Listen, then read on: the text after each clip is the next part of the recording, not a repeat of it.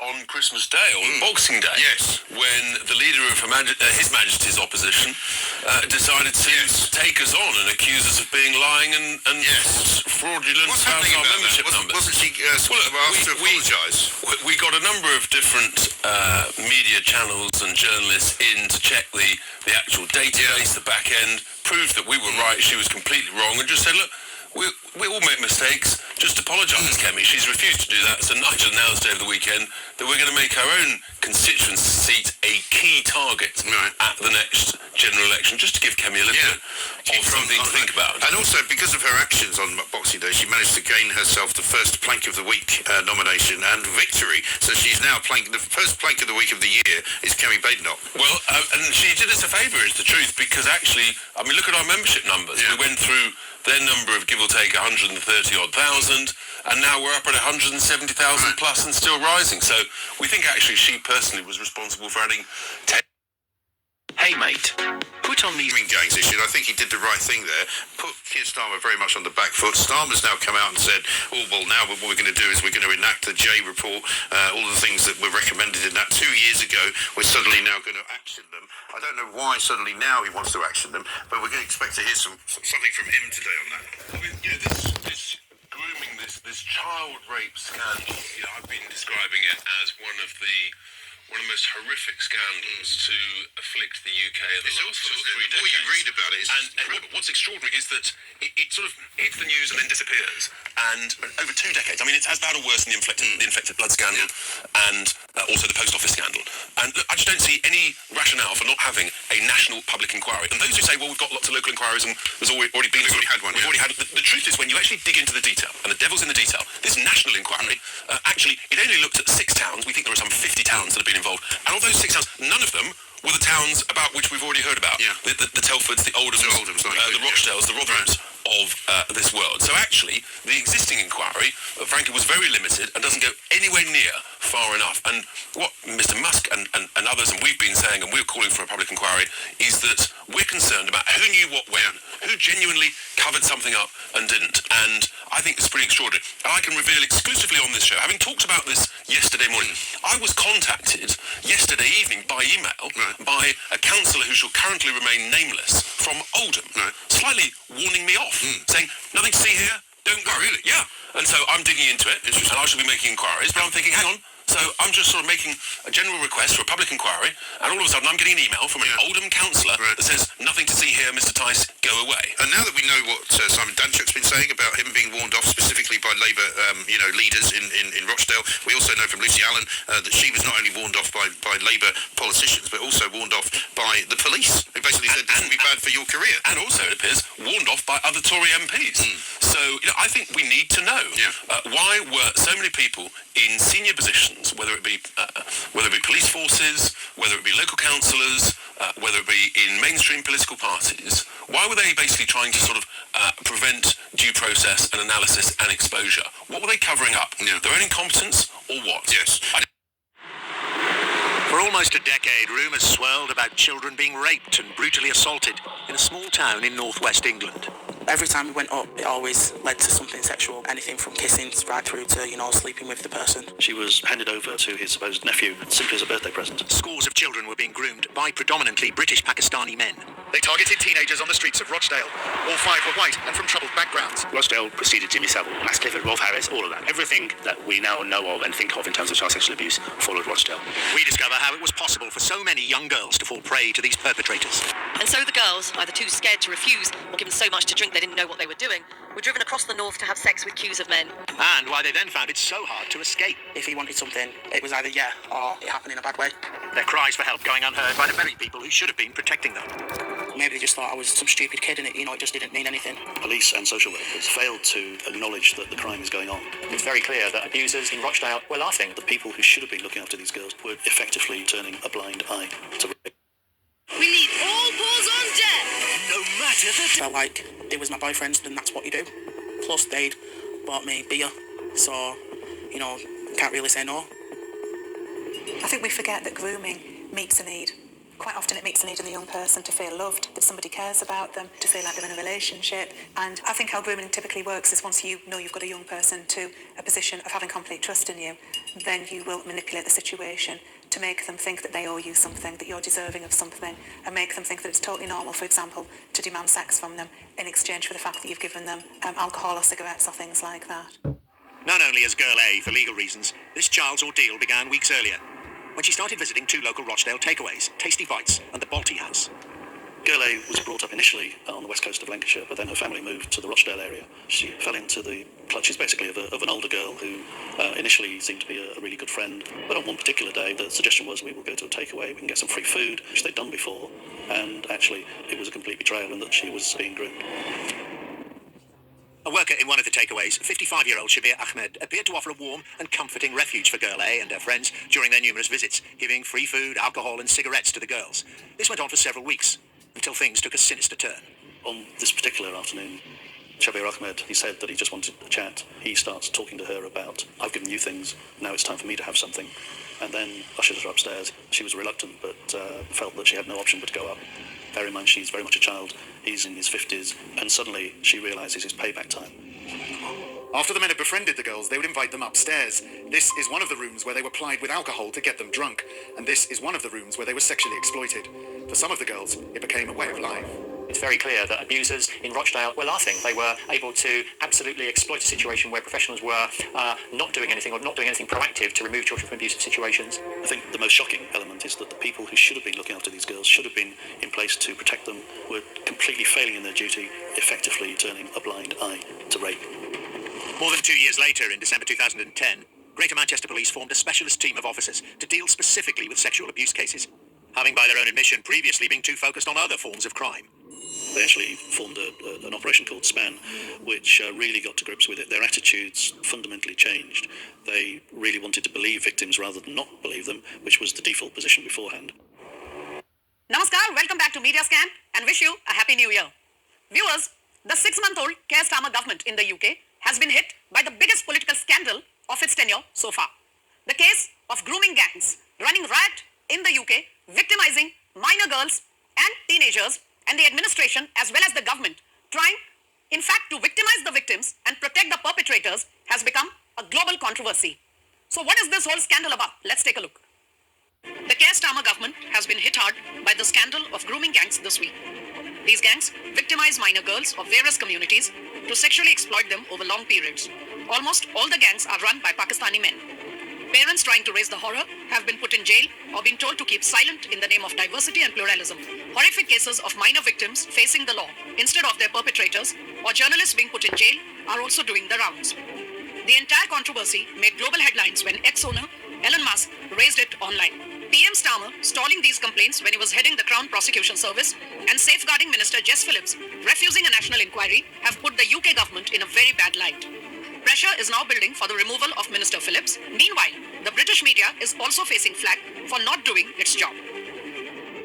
So with that quick capsule, I now want to introduce you our special panel for this evening on Media Scan. Joining me straight from the UK is Amandeep Bhogal, a vocal political commentator who has been raising issues related to the Asian community as well as immigrants there. Welcome, Aman. Namaskar, good to be on Doordarshan.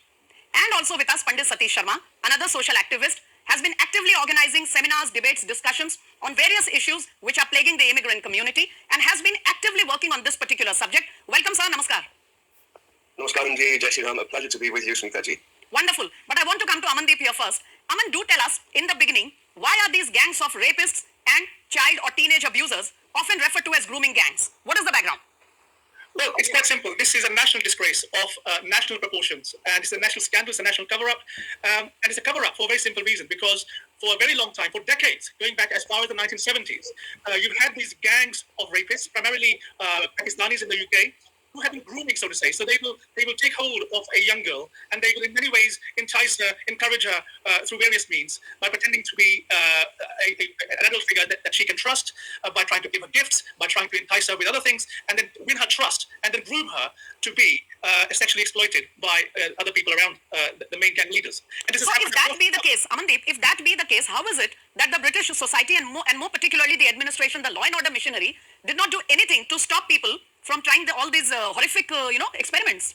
Well, it's a very simple answer. The answer is that the failed experiment of multiculturalism, where people have been allowed to live in silos, where political correctness has taken hold of whole communities, of the law and order machinery, of politicians themselves. So for a very long time, the Labour Party has inducted itself in identity politics, playing to the vote bank. So it's all been a cover-up, literally, not to upset a particular group of people. But you know what? This is exactly what has got us here in Britain in this mess in the first place, playing sectarian politics for their own political ends. Okay, let me come to Pandit Sharma here. Mr. Sharma, a very, very straight question, sir. If this is the situation that what Aman has explained to us, Keir Starmer, or to be clearer, the Labour Party government has returned to power just 6 months ago. So clearly there have been other people who must have been involved in this so-called cover-up if things had to reach such a passe. This is an issue which goes back such a long time, and it's not as though only the Labour Party, this current government, are responsible and culpable. 14 years of Conservative government, and I know they had an opportunity, and they didn't manage to resolve this. In fact, I will share with you, I recall Priti Patel when she was Home Office Minister. She tried to actually deal with this issue. Okay. She put the Manchester Police Force under special measures. She demanded from them all of the files and the data to get to a decision. And you know what? Tens of hundreds of files, thousands of files mysteriously disappeared. Manchester Police advised that they didn't have records of ethnicity nor religion when it related to crimes. So it's not just a question of government ministers. This is much, much deeper. The evidence already supports the fact that in every local authority where this occurred, the police were complicit with acts of omission or acts of commission. The local authorities who were responsible, and the vast majority of those local authorities, sadly to say, are Labour Party-held councils. Why would the police be complicit? I can understand politicians having vote bank concerns, but why should the police force want to protect perpetrators of heinous crime like this? Well, let me share with you. The data is what's going to help clear the way and establish this. I know that in Oldham, there was one particular criminal who was involved in this activity, and he was running a grooming gang from within the offices of the local authority. He was referred to the police on 8 different occasions with evidence, and 8 times they refused to bring charges. On the 9th time, there was a compulsion, and they brought charges. So this is very deep-rooted. Now, I don't accept that this was just because they didn't want to be accused of racism. I think once we dig down a little deeper, we are going to find corruption. We are going to find people whose integrity was compromised with financial transactions and other means, and that they were actually being forced into doing this. Okay. Keir Starmer, the Prime Minister of a country, is avoiding dealing with this issue. Why? It cannot be just political compulsion. I'm fairly certain that more evidence is going to emerge. Are you saying that Keir Starmer is trying to stall inquiries into these very, very horrific cases of exploitation, or are you trying to say that he may be complicit? I'm going to make a very simple statement. When the Southport terrible murder and slaughter of those beautiful young 3 little girls happened, Keir Starmer interfered in the legal process by announcing, without evidence, that it was the right wing in this country were, by inference, responsible. And now, as a Prime Minister and as a former Director of Public Prosecutions, you should not be making a remark, any remark at all, which would possibly influence the outcome of the legal process. And yet he did. And statistics is a very specific science. When we look for data, we look for statistically significant connections. And if you piece together all of these significant connections, there is a statistically valid outcome. And that is that the public sector in the United Kingdom has been protecting one particular demographic. The data is there, the evidence is there, and they have been covering up and concealing the actions of this demographic in a manner which is completely at odds with the manner in which every other community is spoken of. There's one thing that I can talk about. Indeed, multiculturalism is not the problem. This problem is nothing to do with the Hindu community, the Buddhist community, the Christian community, the Jewish community, the Jamaican community, the African community, the Polish community, etc., etc. All of those communities work and function within the boundaries determined by criminality. We have one community which has transgressed across those boundaries over 1 million cases of criminal rape. And yet, suddenly, the whole problem is multiculturalism. I don't buy it. The evidence doesn't support it. Okay. A world that does not now know the knowledge that our government, our social services and our police forces sacrifice a generation of our daughters at the hands of the multiculturalism altar.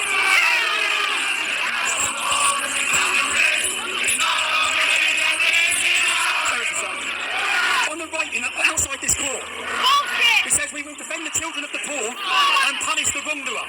That's what it says on this court. We will defend the children of the poor and punish the wrongdoer. They have not defended the children of the poor. They are punishing the people who speak out in defence of the children of the poor. You wish to try and portray that I am hated, whereas in reality, it's you that are hated. Right, you have played your part, and all of you who call yourself journalists, you all knew what was happening to those girls in all of those towns and cities, and you've done nothing. You said nothing. Remember why we are here. Who was I talking about outside that door that day? There are still young girls now in every single town and city that have been taken from us, taken from their mums, as sexual slaves at the hands of Islamic gangs. I want to spend if the intention of this imprisonment was to prevent the public having knowledge, I want to spend the next 6 months travelling to towns and cities that have been blighted by these violence. You can't meet when you were my age? 12, 13. When Gulfast Khan was beset. And that description sounds like Mohammed Charlie Khan was your pimp. Yeah. So you were controlled by these men for years? They were involved. They would supply the drugs, they would supply the money, all because they're money laundering. So Charlie Khan and Gulfast Khan were involved in the drugs? Because they supply it. They were supplying the drugs? And their nephews supply it. So if they've got no funds and they've got no drugs, little men will fall. They won't have nothing to abuse anybody. They won't have no instructor to be instructed by. So if I asked you, you lived in Telford, you were abused by many men. Who was the kingpin? Who was the main organiser? Gulfast Khan. Gulfast Khan. Do you know what position Gulfast Khan holds now? Are you aware? I don't. No? He's the chair of the Telford Muslim Forum. Believable. It's believable, isn't it? A man seems to have his fingers in many pies. And that's how we all see it. Is he the fucker who's preaching about grooming in the mosque? Mohammed Charlie Khan, his brother. Okay, yeah, no. So he's a pillar of that community? He is, yeah. And he will be like, oh, grooming's wrong, we don't believe in that. You're doing it. Following some religion, our Prophet sallallahu alaihi wasallam, and Allah. Listen, you know these people who do bad things, their names come in the media, Muhammad, Abdullah, whatever they are, all these Muslim names, especially these pedos, you know, God forbid, they go up and down the country, Muslim people attacking young women. How insulting is that? You know, really, these people are doing it. Alhamdulillah, we got sisters, we got daughters, we want our, is it safe? Why would we attack other people's? So there you see it, Mohammed Charlie Khan, teacher in the mosques, solicitor, pillar of the community, explaining how wrong grooming is. Now you've heard about these two pillars of the community, Gulfast Khan and Mohammed Charlie Khan, one the chair of the Telford Muslim Forum, one a solicitor who teaches in the mosque. And we've heard the accusations about their involvement in the drug business in Telford and the pimping of little girls. We've also heard mentioned their nephews. Two of them are of interest to us, Aqib Khan and Akil Khan. Let's meet them.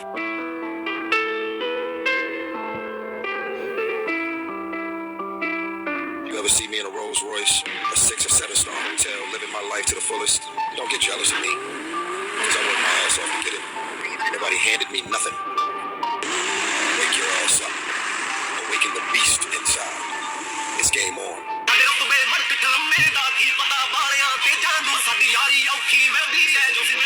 Family, my friends round here stay loyal to the end round here. Someone tell me how the enemy sleeping. It must be cows that we're beefing. All their death threats, but we're still breathing when we catch one of them. Section 18 him. GBH with a 10 round there. I might show you. And for the police and members of the public who think taking a knee is a strong statement for Black Lives Matter, or just for Black Lives, or good for community relations, you're all fools. Here's what these Muslims make of your strong statement. Bobby Khan, another family member, commented on their post of the kneeling Telford police. B unit got the 5-0 on locks. That's the Banana unit, their gang. Has the 5-0, the police, on locks. They've got the police in Telford under control. And Bobby Khan says, dogs on their lead. Ha ha ha. The Royal Balti. And she was sleeping with a man there, the owner of the business. And who's that? Abdul Latif. And he's the owner of the Royal Balti. In Wellington, he owns Peppers in Trench as well. So how old was she? And she was about 12. And she was having sex, being raped by him? Yeah, she'd make me stand outside the door upstairs while she went in there with him. And she used to say to me, make out my mum's rang in like 5 minutes and say that I've got to go home quick. To get her out of there? So I used to make out, we've got to go, your mum's going mad. And then, so she didn't have to stay there for that long. This is an Indian restaurant at the time of this? Yeah. You were upstairs in the side room then? You could go upstairs, there's all rooms upstairs. Okay. Was this the first time you were physically or sexually assaulted? No, it just started off me going there with her. Okay. And then we started going on deliveries with one of the drivers there. Who was the driver? He was called Mia, that's all I know. He was from Birmingham in Handsworth. Okay. The one day he just said to me when he was dropping us off home that I was the cute one. And he went to give me a kiss and I just ran. I jumped out the car and ran. You're all children? And they're organising you to lose your virginity with who? Mia, the driver, because my friend who was going with the owner, they organised it all between them. So where did you lose your virginity? At the Royal Balti. In the Indian restaurant? Upstairs? And how old was Mia? He was late 30s. Late 30s? And you at this point were 14 or 15? 15. 15. So this is the car park of the Royal Balti. Up upstairs, yeah, upstairs. I think it was that far room. And that far room? So this far room here, in the corner, is that where you lost your virginity? Yeah, 29th of August, 1999. Do you remember the date? Is the restaurant open? Yeah. There's customers? All the workmen are working in there, and they kept coming into the kitchen. That's where we had to stay in there. Yeah. In the kitchen as well. And they'd come in and grope us all, and then they'd go back out. They'd come in and touch you all up. Yeah. So there's kids in here being touched up, kids in here being raped, and unsuspecting customers sitting out there having their Indian restaurant, having their food. Yeah. There was To State of the Nation with me, Matt Goodwin. Now, this is the scandal that still shames our nation and the people who claim to speak on our behalf. I am, of course, talking about the grooming gang scandal, the organised sexual exploitation and rape of young white British girls and women by mainly Pakistani Muslim gangs. Some people call it the grooming gang scandal.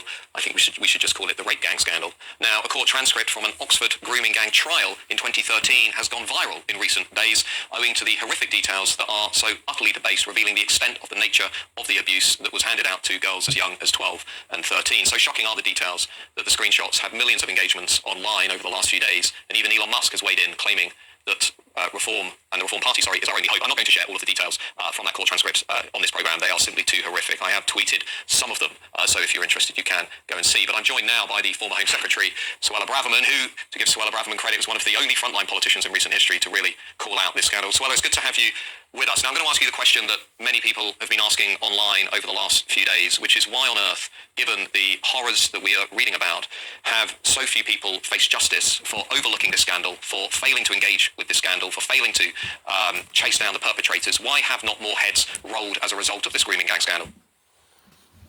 The eyeglasses industry doesn't want you. Grooming gang scandal. Good to be with you, Matt, and thank you for covering this scandal, one of the biggest national scandals in our country's history. And GB News deserves special mention for being brave and courageous, for shining a light on the injustice. Many broadcasters, much of the mainstream media are too scared to talk about it. And that's really the answer to your question, actually. There's too much fear. And as a result of that fear, from top to bottom, there has been cover-up and silence and deflection. And the few of us who have dared to speak out and speak truth about the scandal, expose the failings, have often been branded as far-right or racist, and unfairly and totally unjustifiably so. But that, I'm afraid, is that culture that has pervaded into the wholesale cover-up. We're beginning to get justice in terms of the actual perpetrators receiving sentences through the criminal justice system. Far too late, in my opinion, but we had a landmark ruling earlier this year where over 100 years worth of sentences were handed down by the judge. But you're right, there are too many officials, social workers, teachers, counsellors, police officers who turned a blind eye. You've asked why haven't they been held to account? The reason is that, as many of the reports have found, there has been a gap in the law, and so there's not been an ability to hold those people to account retrospectively. I disagree with that. I think there is actually grounds for negligence, but that's why I've been calling for a new duty to report, so that there's actually a legal obligation on professionals to report cases and instances of child sexual abuse when they see it. I'm going to come back to that point in a second, because I want to discuss how we can have a harder approach to the I say men, but the sick individuals who are involved in this. I just want to ask you one thing though. Ipso, not long ago, said that your claim about grooming gangs being mainly comprised of British Pakistani men was misleading. Of course, we've got a lot of independent government reports and bits of evidence and so on that I would argue would support that. But I mean, would you say that again? Do you think that judgment by Ipso was itself a reflection of this problem? I disagree with the judgment by Ipso. I think that we've had decades worth of reports, from the original Alexis J report into Rotherham, to the Louise Casey report, to the more recent Alexis J report in 2023 when I was Home Secretary. We've had independent reports into Oldham, Oldham I should come to next, but Telford, Rotherham, Rochdale, each of which concluded that the perpetrators were mainly and overwhelmingly from Pakistani Muslim heritage. So that's independent experts saying that. Let's come to that Oldham point, because there have been councils out there, including Oldham and others, who have been trying to get, I think it's fair to say, a wider inquiry to take place. I think I'm right in saying Labour Minister Jess Phillips has said she doesn't want to go ahead with that. I mean, what's your view there on this issue about local versus national inquiries? I think local inquiries have a key role to play. If you think back to the original Rotherham report by Alexis J, that was a big turning point. That was the first time a comprehensive independent report was carried out which exposed authoritatively the extent of the failings. And when they're localised, we can see who did what when, or failed to do what and when. When it's national, some of those local personalities and failings can get overlooked. So I think localised independent reports, such as the one that Oldham Council is requesting, is absolutely the right thing that the government should support. And it's an outrage, frankly, that Jess Phillips and this Home Office team have refused to do so. They've let down victims, and they're letting down the many failings, those who have been, whose lives have been destroyed by the grooming gang scandal. One of the issues as well that I've often talked about is deporting some of the people involved in the grooming gangs who have dual nationality. I mean, we could use things like foreign aid and visa programs and so on to apply pressure to countries like Pakistan to basically take some of these, again I say men, but take some of these criminals and abusers back and get them out of our country and keep the British people and our children safe and secure. Is that something you would support? I mean, how can we go further in this? How can we get tougher in making it clear we're not going to tolerate this behaviour? Absolutely. We need to have a zero-tolerance approach when it comes to deporting those foreign nationals who have been found guilty of these heinous crimes. One of the most unforgettable moments of my time as Home Secretary was when I visited Rotherham and Rochdale, and when I met with survivors of grooming gangs rapes. They were now young women in their 30s, but they told me of the horrendous experiences they had gone through, and some of them told me how that pain and hurt and destruction was exacerbated by the fact that their perpetrators were still in the country and at large, because the government, frankly, had failed to get them out of the United Kingdom. So this is adding insult to injury, and if we don't control our borders fundamentally in this way, then we again are part of the problem.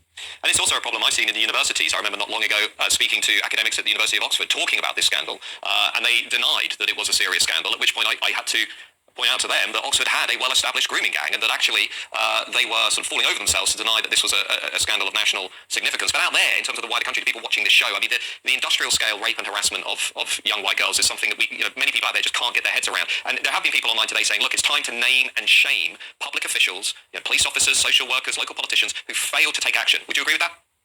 I would. There have been some apologies that have emerged from various officials within policing, West Yorkshire Police, South Yorkshire Police, Greater Manchester Police, over the years after various reports. But ultimately, no professional has been held to account directly or personally. Okay, so Anna Braverman, well, I'm sorry to cut you off, but that's good to have your... France has heard shocking testimony from a woman whose husband is accused of enlisting dozens of strangers to rape her after having her drugged. The abuse is said to have gone on for over a decade, with the husband filming what happened. Today, the woman, Giselle Pellicot, who's abandoned her right to anonymity, told the court of her horror at discovering what had been done to her.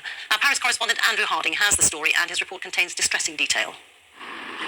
In a courthouse in the city of Avignon, one woman's voice shook France to the core today. This is Giselle Pellicot, walking tall, choosing to face the cameras as she came to tell her bone-chilling story.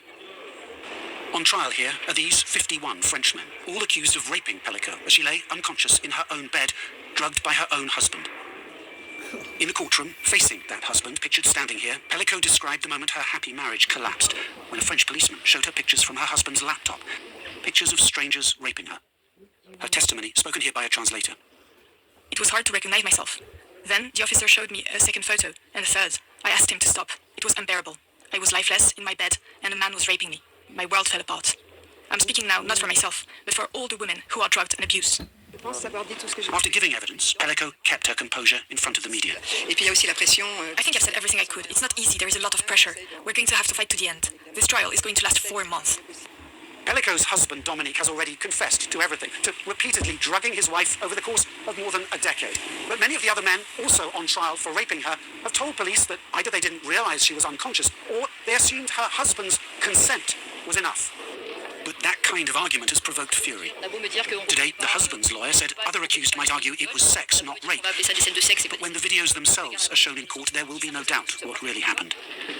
Pellicot's own daughter attended the trial this morning. She's campaigned for the issue of drugging and raping to be taken far more seriously across France.